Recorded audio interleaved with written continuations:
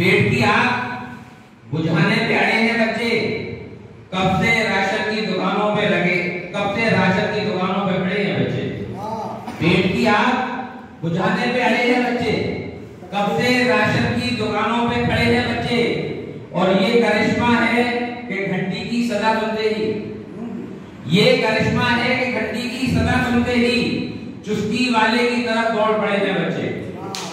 ये करिश्मा है कि घंटी की सदा सुनते ही चुस्की वाले की तरफ दौड़ पड़े हैं बच्चे। और देखें अभी हालात हाजरा में शेर, अभी जो सानेहा या वाकया रूनुमा हुआ फलस्तीन में, अब अकीलों की शक्ल में मुजाहिदीन आए, देखे विधायक के बड़के अमियार की फौजों को उलट आए हैं, बड़के अमियार की फौजों को उलट आए हैं। वो समझते थे कि मिट्टी के घड़े हैं बच्चे, बड़के अमियार की फौजों को उलट आए हैं, वो समझते थे कि मिट्टी के घड़े हैं बच्चे। और उनकी बातों से तो महसूस यही होता है, उनकी बातों से तो महसूस यही होता है उम्र से अपनी ज्यादा ही बड़े हैं बच्चे। उनकी बातों से तो महसूस यही होता है उम्र से अपनी ज्यादा ही बड़े हैं बच्चे।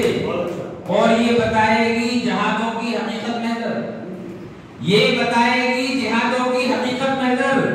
जंग ईमान की बेखौफ लड़े हैं बच्चे, जंग ईमान की बेखौफ लड़े हैं बच्चे।